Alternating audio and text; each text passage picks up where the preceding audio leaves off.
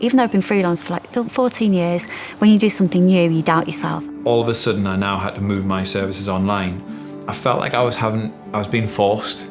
I felt like I didn't have other options. It's really hard for an outdoor person to be stuck inside, and it gets to your mental health as well.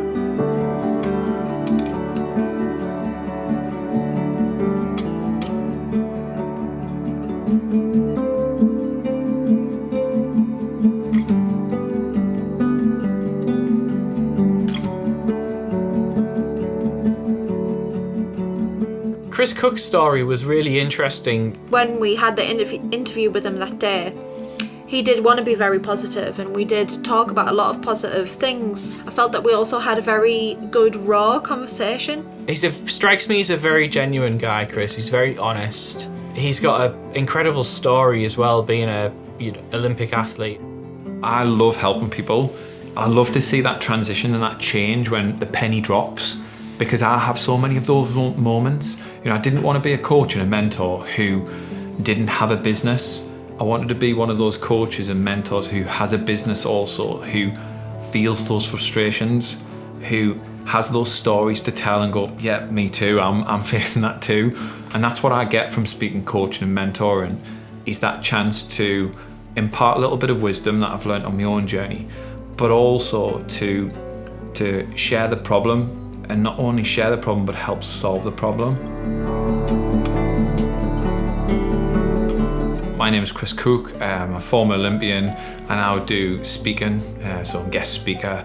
I'm a mentor, a coach. Now moved online, but was face-to-face quite often.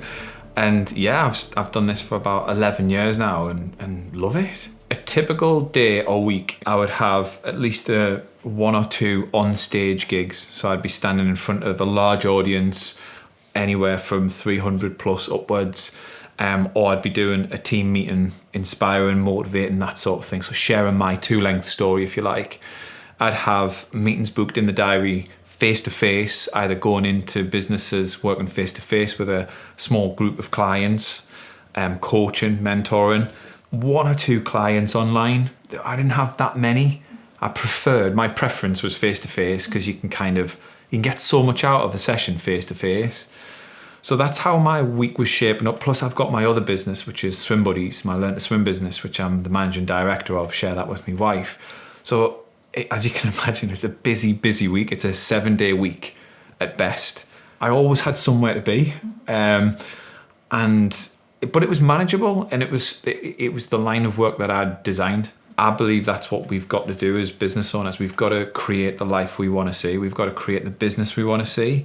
And it's up to us to do that. It's not up to anyone else. So for me, that typical week was busy, but it was right in line with what I was wanting to create. From the start of the year, from January onwards, the pace of my business was really starting to pick up in the area that I wanted to go in. I was placing a lot more focus on the marketing, a lot more of my focus on where I wanted the business to go, and it started to really move. So that period from January to March was looking like the projections in the business were great.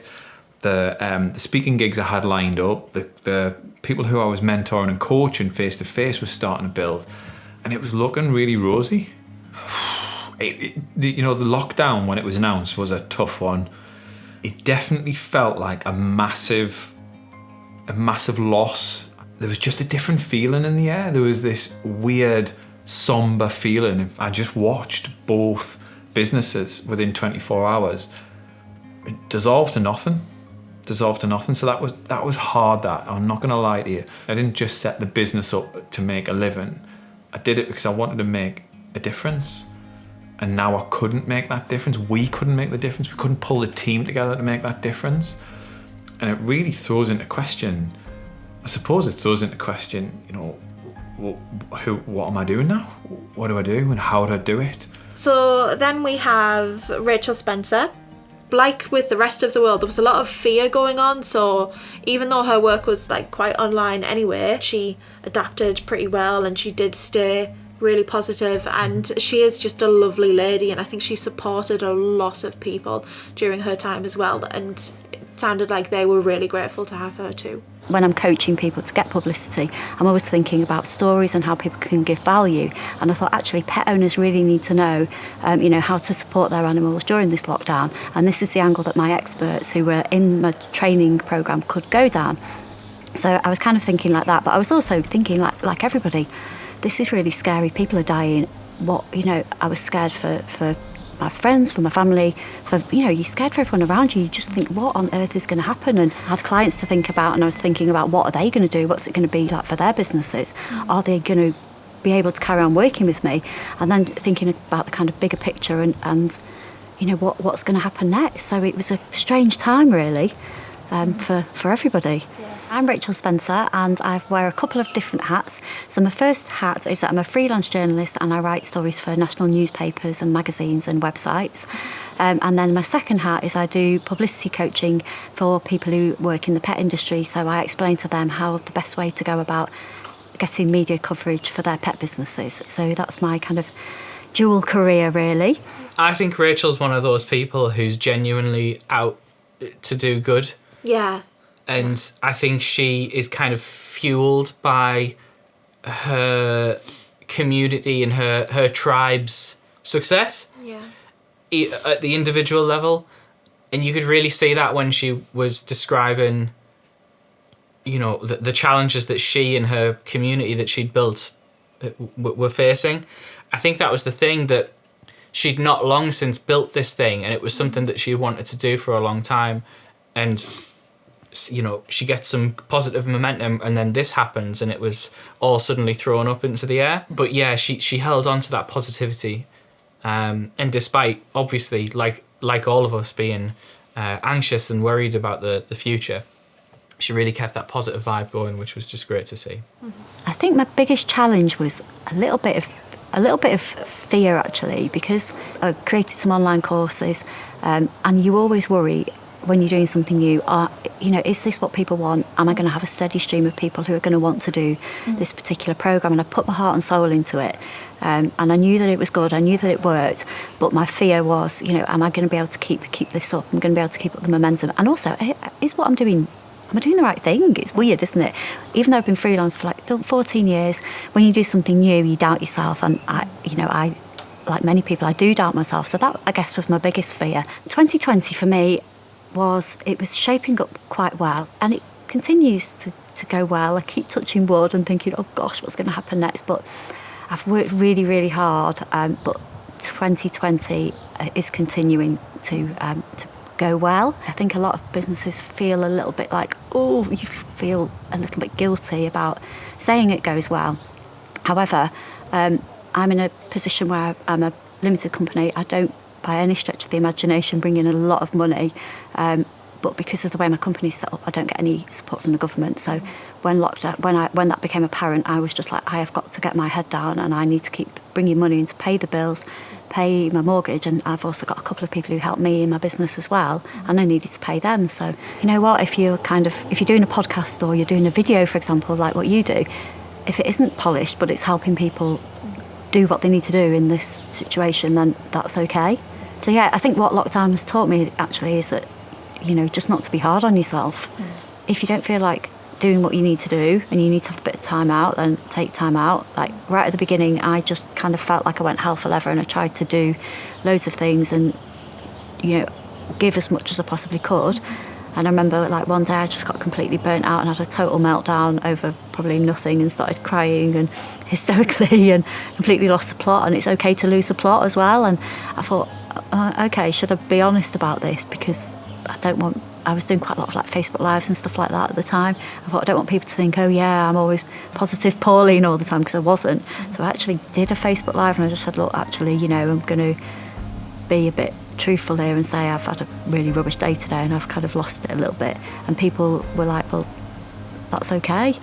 So yeah, if you need help, ask people, have people there who can help, who are there for you. And then, we're all there for each other, really. So I think community, I've talked about that a lot, but online communities, business communities, physical communities, just don't be afraid to say that you're having a rubbish time and you need some help.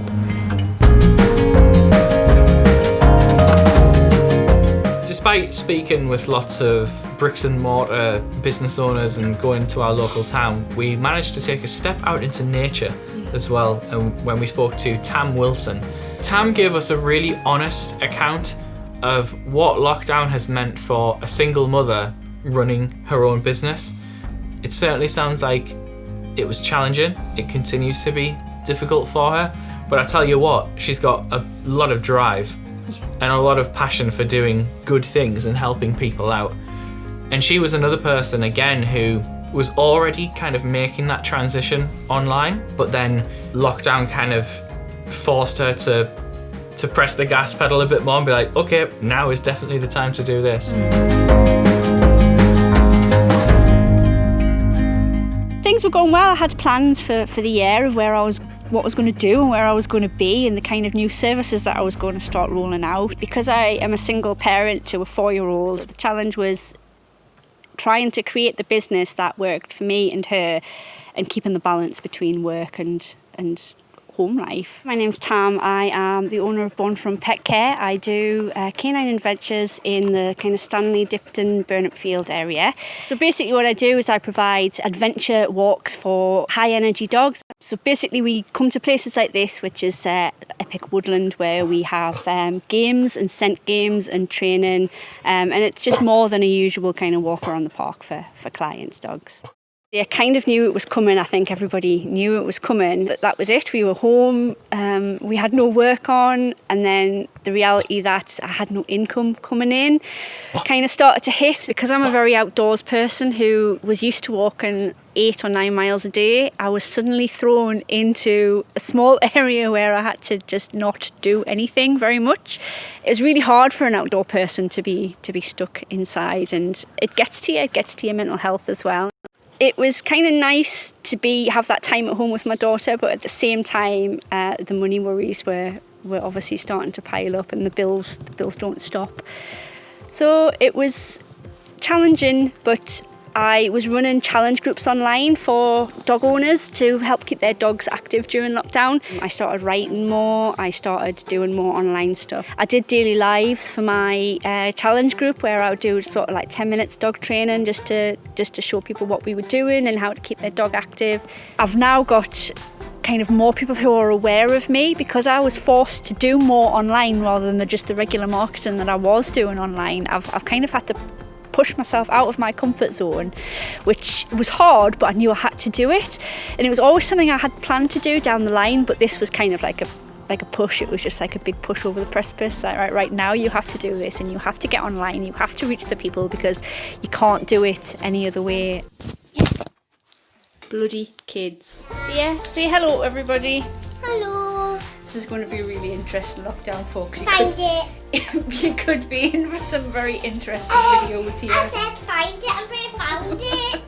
I wanted to go online anyway. It was something I'd always wanted to do more of so I could be at home more and do more online stuff. Because I have experience of dog training as well, it kind of made sense to go and help people to deal with their dogs as well, because I knew other people out there were going to be feeling exactly the same, that they were going to be home with their dogs that perhaps weren't getting the walks that they were used to, or perhaps they were getting too much walks because every member of the house suddenly wanted to take the dog out so they could have their exercise. I will probably do more online stuff. What I want to do is create a client base that I can reach online, and I don't have to be out walking as much as I absolutely love the walk and I love being outside all day, but I'm not getting any younger and my back is in need of a chiropractor most months. So to be able to help dog owners while being at home with my daughter is going to be a massive thing for me, and that's kind of the direction I want to go in now. As much as I want to still have my nice client base of dogs that I walk, I want to also be able to reach more people online and help more people with problems that they have with their dog.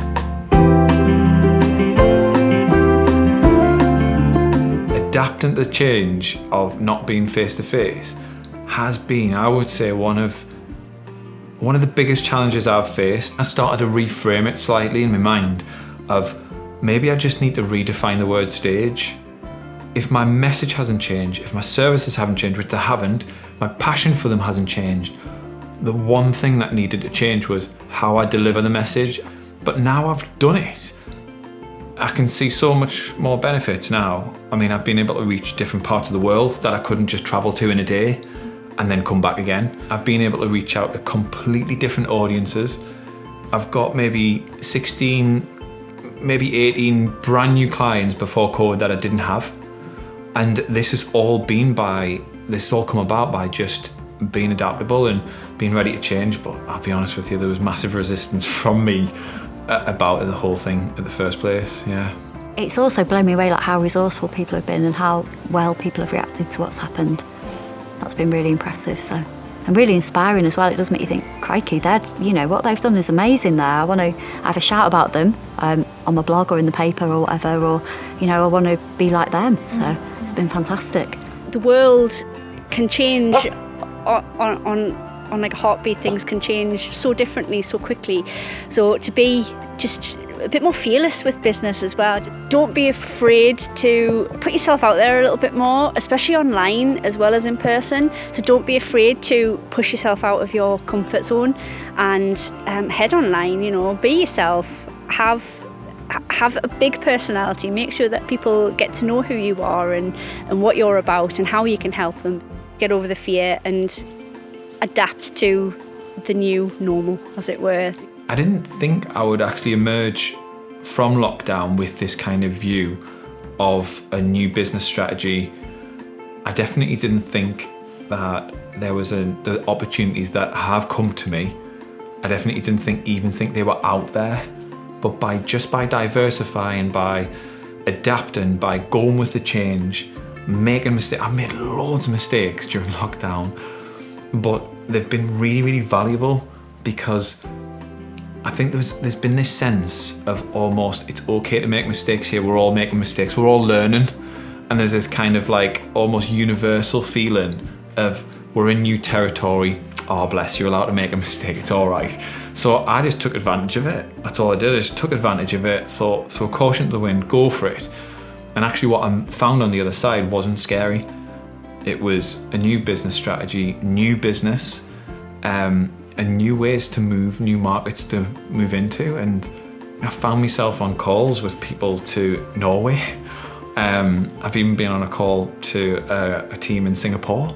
I'm thinking this would never have happened if I was flying up and down motorways doing speaking gigs here, there and everywhere. So for me, if there's one thing that's come out of it that I'm really grateful for, is a new way of seeing, which has ultimately led to a new way of being in the business.